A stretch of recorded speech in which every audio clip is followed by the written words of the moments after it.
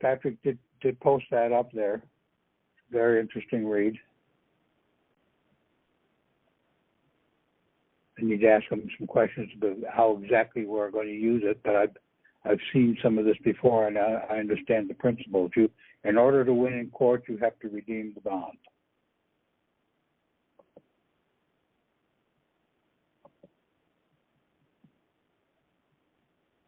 Anybody there? We here with you, Tom. We here with you. Yes.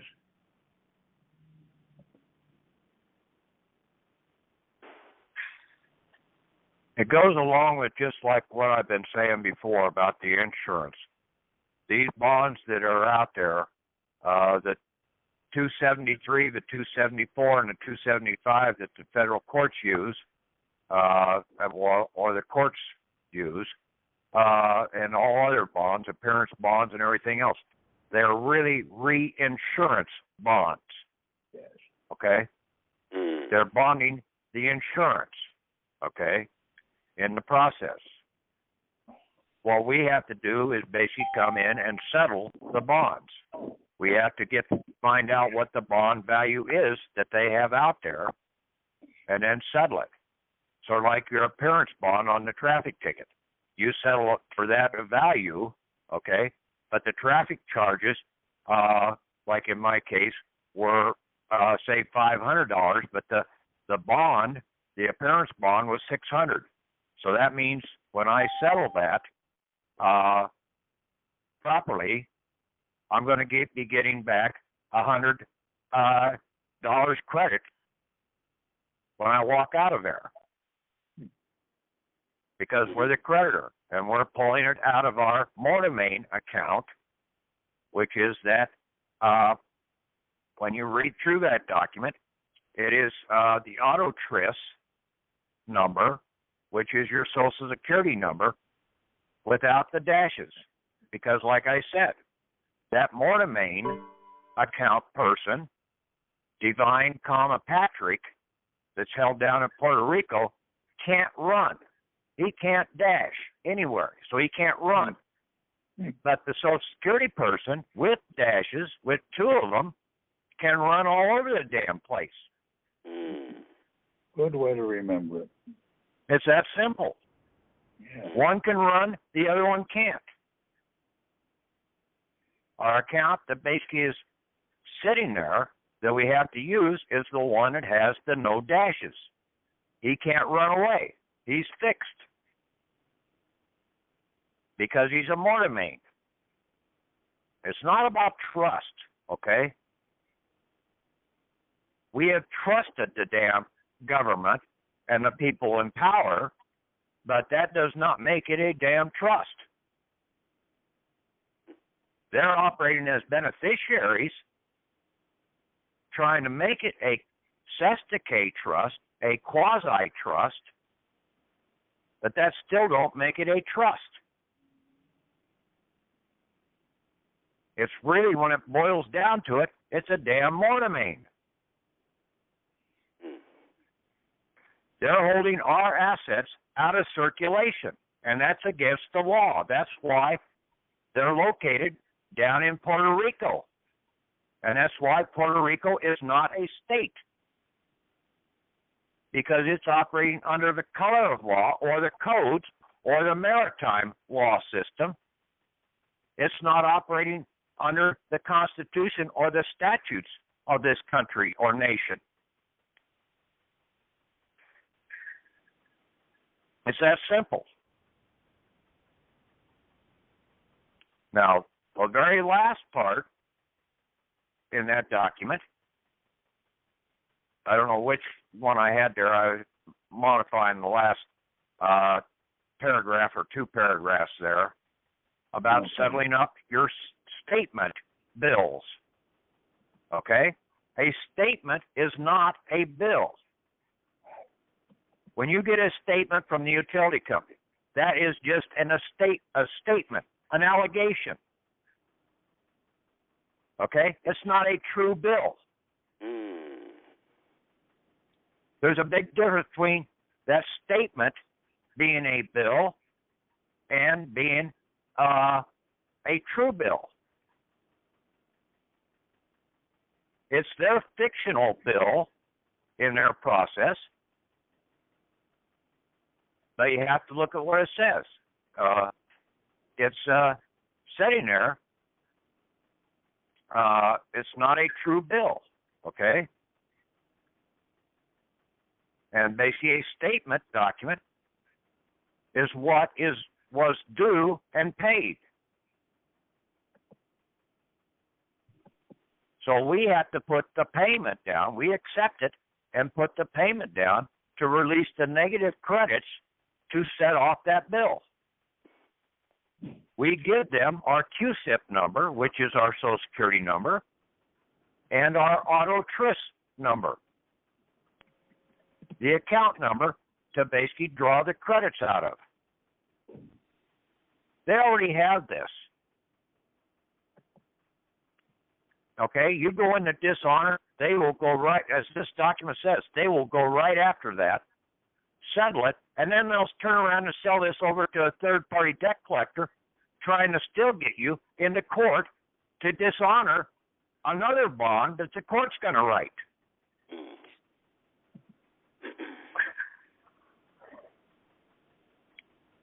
You need to have your individual banker's EIN number, okay? You are a private bank, but you need to have an interface between the public world and the private. You're in the private. You as the living flesh cannot go into the public world. So you need an interface person, and that's going to be your individual banker. You have two bank accounts, your estate and your trust. And then you also are going to be the fiduciary over the Social Security, CUSIP, and Auto Trust account, which is holding your birth certificate, which is the security which has all the funds attached to it, or your DD-214. It's pretty simple when you really read and understand this document. And then it goes right along with that 47-page document that was out there. But you don't need to make it quite as complicated as what everybody's been trying to make it. You don't need a UCC. You don't need to go to the Secretary of State and get a kiss-off from that damn John Kerry or even the State Secretary of State. You've had this power all along. Gotcha. The people stand over that damn stinking Secretary of State. The Secretary of State is nothing but a corporate secretary. You have more power than he does when you really wake up and understand this.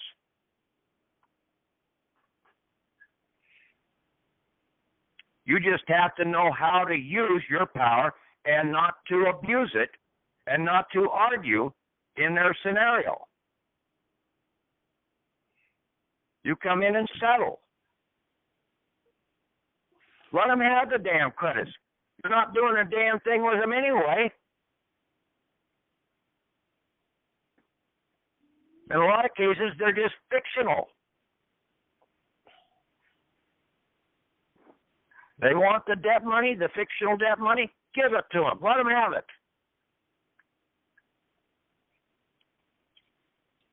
So instead Now, of using the, I put up another form, an SF-270 form, that looks like that form, when you look at it, is what we need to do with our receipts when we send those in.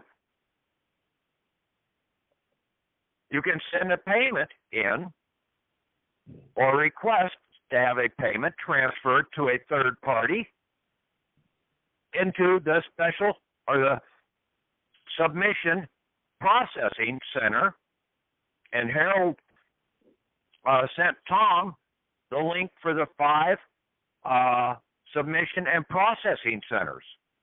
Cincinnati, Kansas City, Austin, Texas, Ogden, Utah, and Fresno, California in the IRS. We send those in to them, okay? You can send your certificate of live birth. You basically put a value on it and do a draw against that Mortamain account. But make it realistic, like I'm going out and buying a $1.5 million home. Tell them what you're going to use it for. Okay? It's going to be in the private. Right. You keep it in the private. You do not register it with the state. If you do not give jurisdiction to the state cannot charge taxes on it. It's private property. It's that damn simple. Just like the car that I bought. I didn't register it with the state. I don't have a driver's license with the state. So they cannot charge me for driving that vehicle. They can't charge the vehicle. They can't confiscate the vehicle. If they do, they're confiscating private property. The state has no jurisdictional claim over that vehicle. It's that simple. We have to volunteer to give them jurisdiction. Stop volunteering to give them jurisdiction over you and your assets.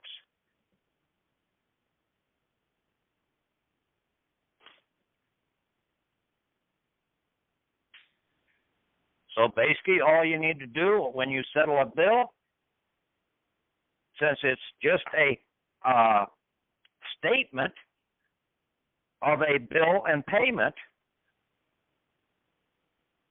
you just turn around and give them your CUSIP number and your exemption AUTOTRIS account number, the SSN without the dashes. And then you give them a negative credit value settlement of negative dollars per their demand. See, that statement is just a demand. It's not a true bill.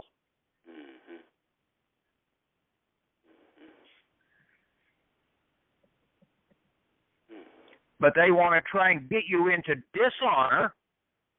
Then they can go and attack your account because they have these numbers already.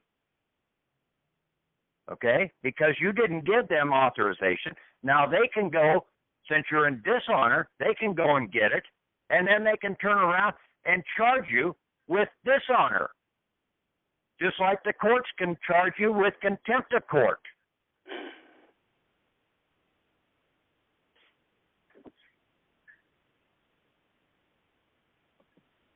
What did Paul say?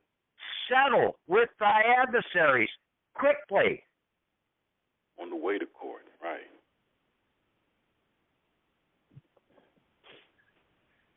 This is nothing new. This is old law.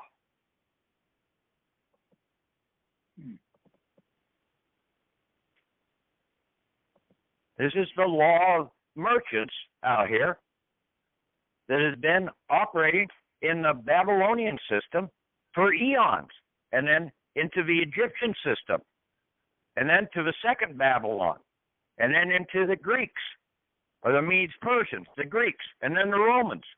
And now this third Babylon that we're sitting in right now. Babylon, USA. Because they're treating everybody as a baby. All your contracts were signed underage. So you're on baby contracts. Babylon.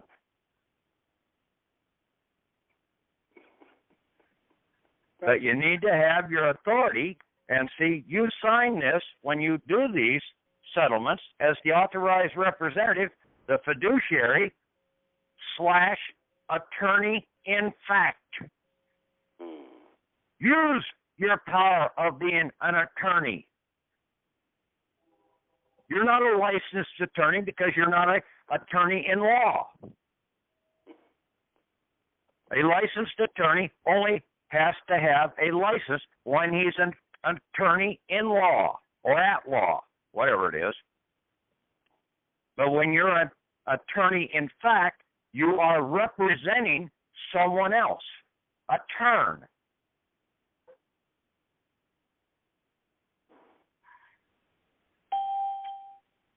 All this stuff is pretty simple when you really sit down and walk it through.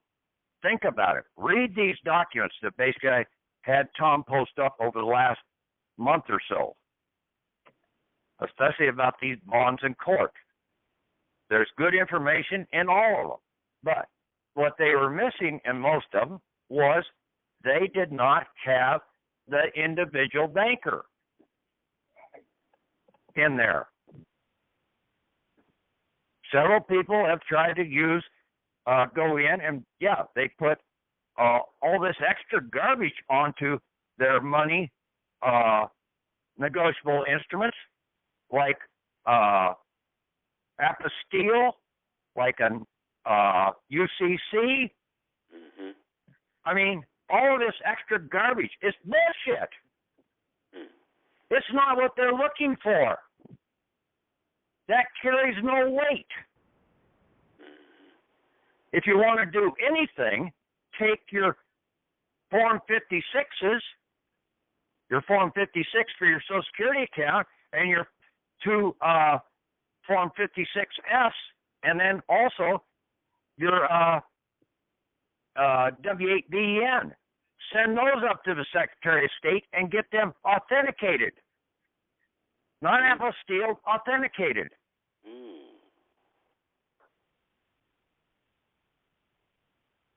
But you really don't need to do that because basically, what the hell you want to go to a public official for when you're in the private? Right.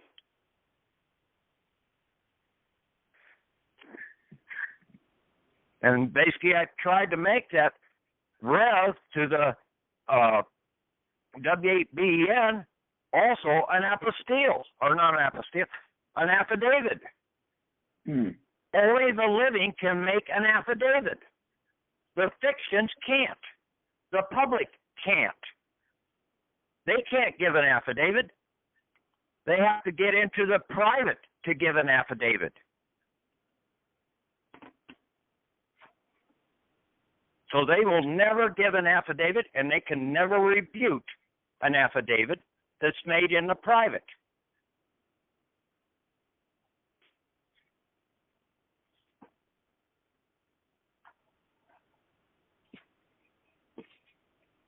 And see, your individual banker, he can operate both in the public and the private because he is an employee of a private bank, your private bank. And the state has no jurisdiction over your private bank. He is not a private banker. He's an individual banker in a private bank. You do not use the term private banker. Read the definition in the dictionary. A private banker is going to be under state control. He has to have a license by the state. But an individual banker don't, because he's working for a private bank. And we're unincorporated.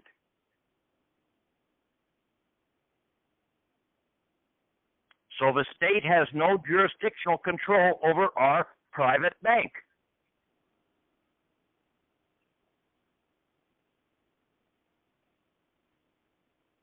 I don't think I left anything out. I think I covered every damn thing you need. Okay, now questions. So we should add affidavit to the new W-A-P-E-N, by private substitute IRS W-A-P-E-N form and affidavit at the top. What are you trying to say, Tom? Say it again, a little clearer and a little louder. Well, maybe my microphone's not doing. Is that any better? That's a little better. Okay. So we add affidavit to the title and make it private substitute IRS W-H-B-E-N form and affidavit? I did that to the rev that I sent you. Get it already, Tom. No, I don't see it on that. I see all the other changes, but I don't see the affidavit. Go down to line 3, where you're going to do the signature. Part 3 or whatever it is. Yep. See it. Okay. It's there, isn't it? Right, it's there. I thought that I would put it at the top, but no, that's good. You got to read the whole damn thing, okay? You people are not reading what I do, okay? You think you're reading it, but you're not. Well, I highlighted everything and I missed that one. Every change I tried to highlight. I missed that one. You made a boo-boo, didn't you? Yep. Okay. Apology accepted. Hey. Patrick, when you picked your vehicle up, they did your automobile. They didn't require you to have a driver's license? No. Before you drove it off the lot? I've heard that from some people. Okay. You're not a driver. And there's other automobile places out there. Okay? Gotcha. Yeah. You don't have to kiss ass to these damn corporations. Exactly. Yeah. I mean, stop being scared of the big bad wolf.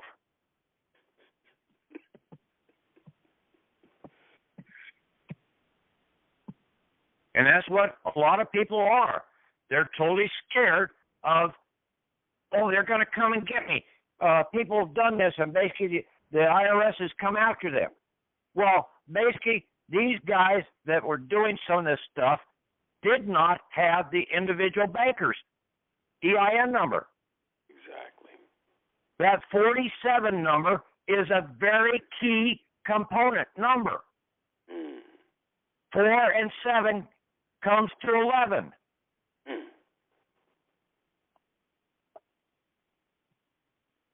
Okay? And you go into 2 movies stand out that used 47 in it. One was The Hitman. Okay? He was an independent in the process. His number was 47.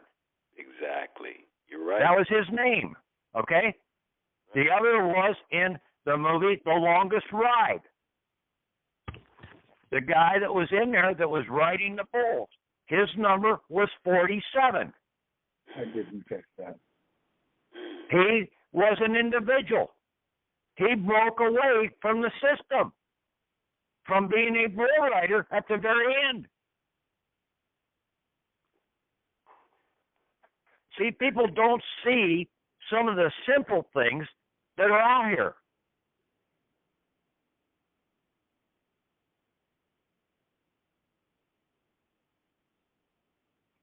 The funny thing is, my Social Security, my AUTOTRIS number or exemption number, and then my individual banker's number, all 3 of them begin with 47. Wow. Wow. Damn. You got an angel with you, Patrick. Well, they made you a real strong individual. But, Patrick, if the fraud is exposed, then that means all contracts and everything are null and void anyway, right? You haven't settled the accounts. Okay? You have to go in and try and stay in honor and bring them to closure. Okay? You just don't go in there and argue, oh, I never signed that, so I'm not party to it. Your mother or whoever basically was a signer on that.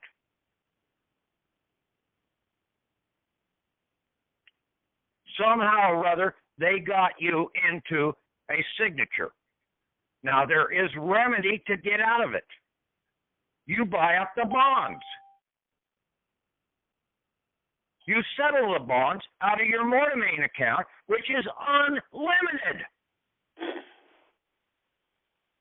You have the full faith and credit of the whole United States of America behind you. So stop worrying about how much is going to come out of your back pocket, because it ain't coming out of your back pocket.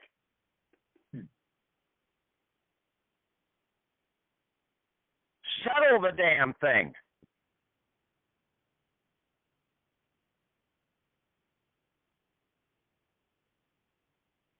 And then you're canceling the national debt at the same time.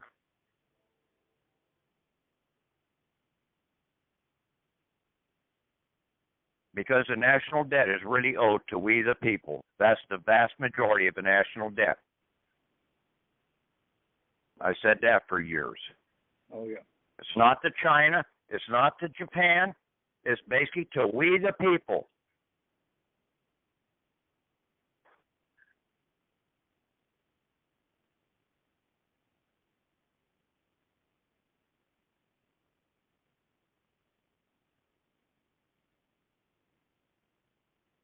Patrick, this is Robin. Yeah. When you use the 1099-A, are we using your 1099-A to put the negative credits in there for receipt? You can use either one of them, okay? Okay. Do you want to use theirs? Basically, you can use theirs. You're going to have to handwrite it on theirs, okay? Okay. So that it goes through all the copies. Now, that's what Verdell did when she went and got her car. She used that and also a payment for a house. Nice.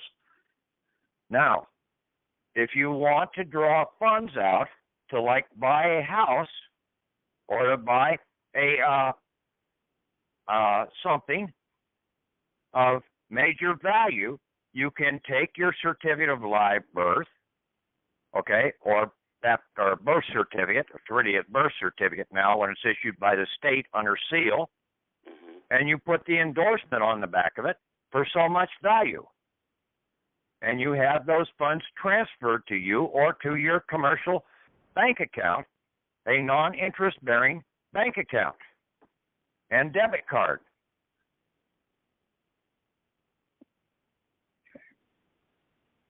Okay, that's good. Thank you. But you do everything. You make the negative value out to the Treasury, with the positive payment being made to you or to the third party that you're sending into the IRS.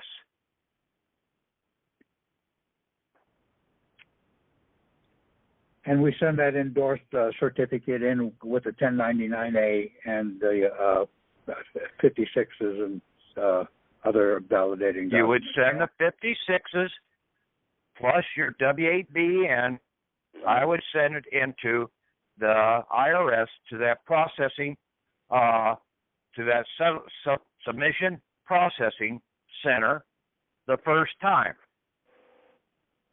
Okay. It's not going to hurt. They'll tell you if you did it wrong. Yeah. Okay? Right. They ain't going to come and shoot you if you did it wrong.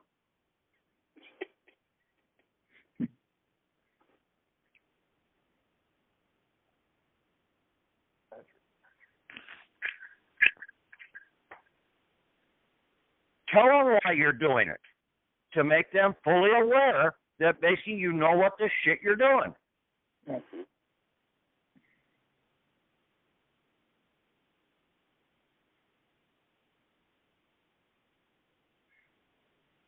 That's the whole gist that they're waiting for, is for us to know what we're supposed to be doing.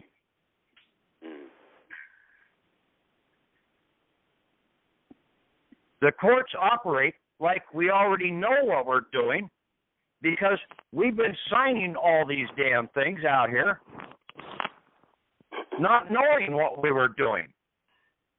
But they say that we know what we were doing.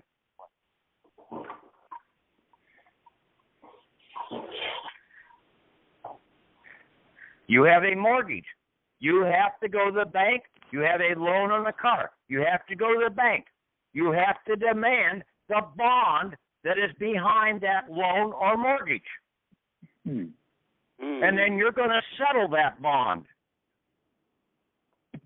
You have to have a statement so that you can use either the 24, the 25, the 25A, and then the 25B is just a supplemental that goes along with the other three items.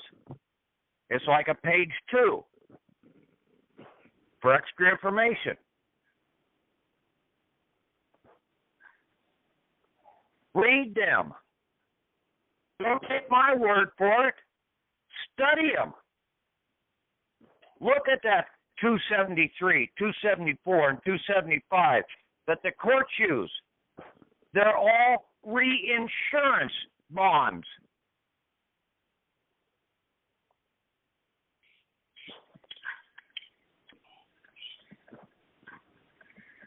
Now, I think it's the 275 that's sort of hidden away, saying basically that this is something that is owed to the United States. Well, basically, it's the bid bond that basically the United States has coming due to them. That these government agencies have processed to start the process. They had to get the United States involved into the process. Now, some of the state items, the state system uses their own insurance company, but they have bonds over there at that state insurance office.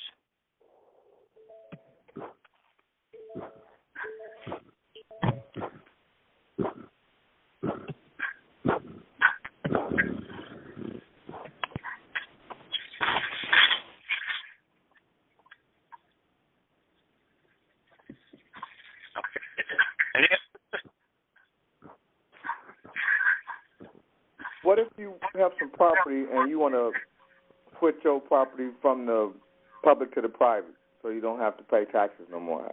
How do you achieve that? You've got to clear up the bond. You got to make sure that there's no bonds out against it. Okay? You registered that with the state, that property, didn't you? Yeah. Okay?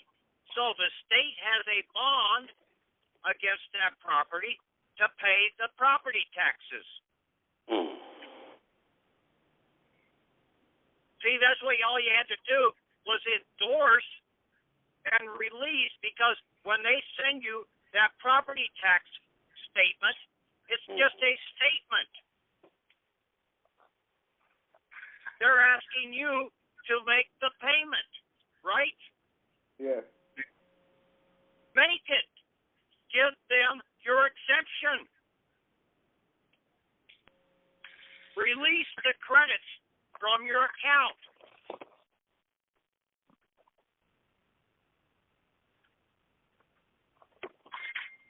And then go in and get the bond and buy the bond back from them. Now you're the holder of that bond.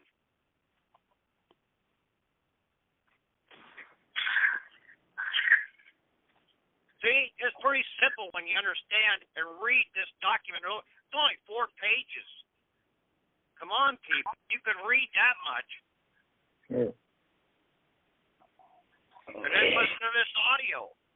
I tried to hammer out all the little details that are there.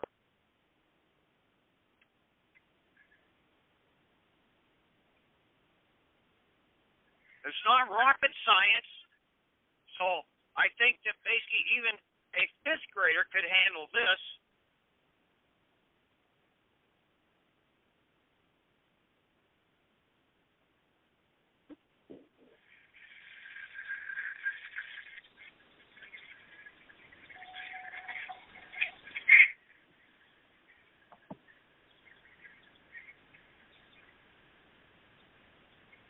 Any other questions?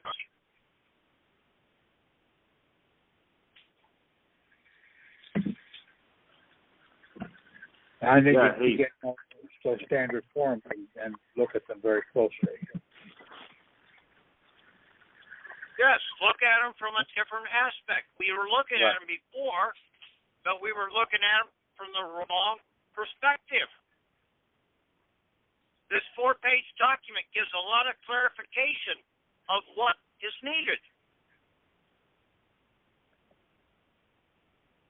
Before you can fill out those 24, 25, and 25A forms, you have to have the bond. You have to know what the values of those bonds are. Okay, I'll get them. See, right now you don't know what the value of the bonds are. No.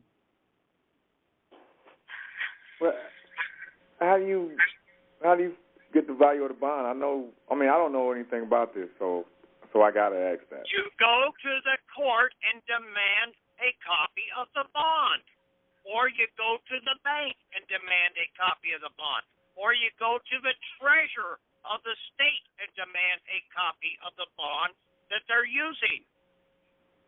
Okay. You have to make your demands known, but you do it by way of your individual banker, because he's working for your private bank. He's also an attorney. In fact, He's an attorney in fact. Okay. He's also your fiduciary.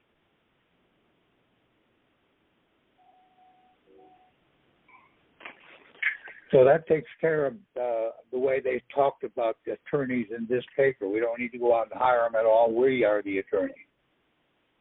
No, we are not the attorney. Our individual banker is our attorney. We've created an attorney. Okay. Yes. Okay? We can create a fiction. They create fictions all the time. Well, we just did one super duper fiction. Okay? When we created that individual banker, he is now a super duper head, mother, you know what?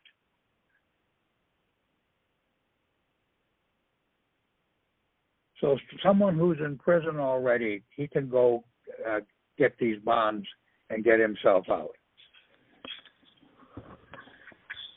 You can get power of attorney for him, okay, and come in as his attorney in fact and process those items for him, requesting and basically you need to get his power of attorney over the Form 56 for him. Okay. Over his Social Security account. Okay? Okay. And that would also include his AUTOTRIS number. Right. But you better make him aware of what you're doing so that he can't come back upon you later on, and you better not mess with him. Right. This is a friend, and he understands about half of this stuff. I can get him to know more. Well, get him to listen to the audio. Okay, well, he's in the slammer right now. Oh, I think they can listen to things in the slammer.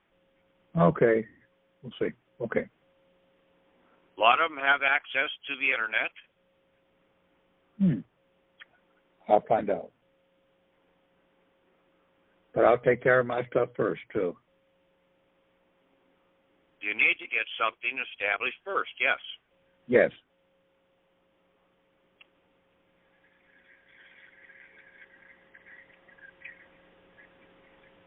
So on the 56, he would have assigned me the fiduciary instead of one of his fictions. Right.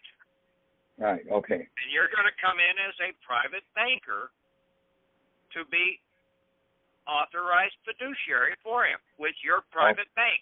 And then your private banker is going to be the one that's going to be the interface, not you, the living. Right. You, the living, cannot interface with the public world. Right. That's what that document says, and that's what it means. You're not to be seen. That's why we created the individual banker for our private bank. When we did that back in April, or when I did that back in April, that was so monumental, I can't believe it now. Yeah, it was a strong move. Seemed like the missing link, man. Yeah, for sure. Yes, that was the missing link. I had my estate EIN. I had my foreign grantor trust EIN for almost 4 years, 5 years. But I couldn't do anything with them because I didn't have my banker. My individual banker of my private bank, and I had not established my private bank. We claimed we were a private bank, but we did not have it recorded anywhere. Now, when you do the individual banker, it's recorded. Yep. It's documented. It's a fact.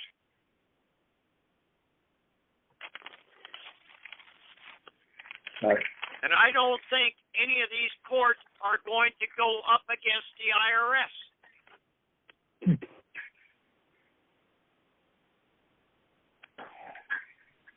That's why all the 3949As that we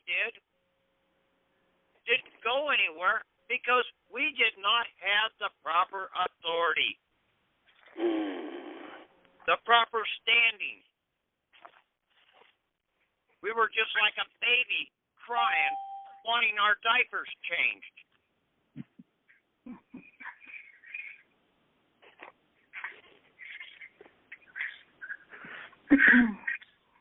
Patrick, did you do on your individual banker? Did you do an 8832 to change the classification entry on that?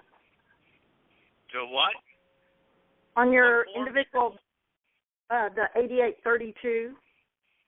No. Okay. Don't need it. Okay. When we did the individual banker, I got my template summary sheet up there. I declared that basically this guy was an employee of my private bank. So I established my private bank right then and there. Perfect. The IRS accepted it. That's great.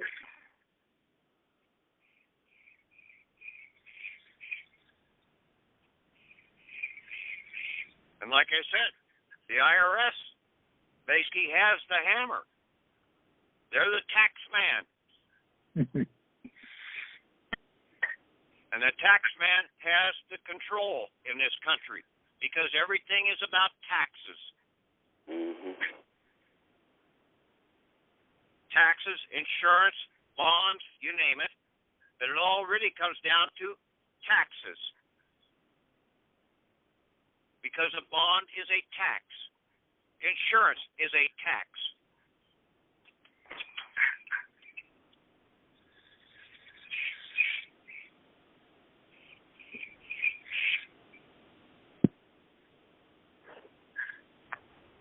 Okay, any other questions? Okay, listen to this audio, study that document, study the WABN, study those Form 56s, the 56 and the 56Fs. Get them filled out properly. Okay.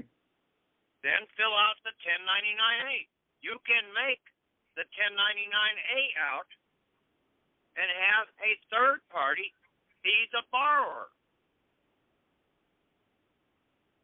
Your estate doesn't need to be the borrower.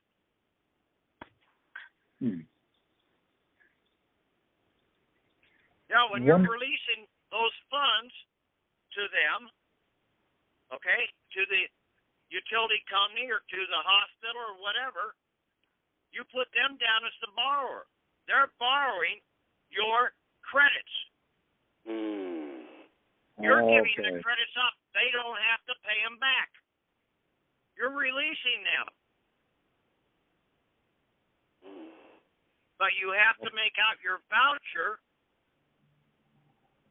okay, to the Treasury, your negotiable instrument, making a negative payment to the Treasury with the final payment process to be made to that utility company or to that hospital or whatever, or to you. Okay. So for my set-offs, which didn't work, I changed them and make the utility company the borrower, and we're going to make the Ogden the lender. IRS. No, Ogden. You're going to leave the same thing there that was before. Your last name first. Oh, right. Right. Sorry. Care of the Secretary of Puerto Rico, because that's where the account is being held. The account number is down below at the very bottom, and that's your Social Security. That's your AUTOTRIS number without the dashes. Okay.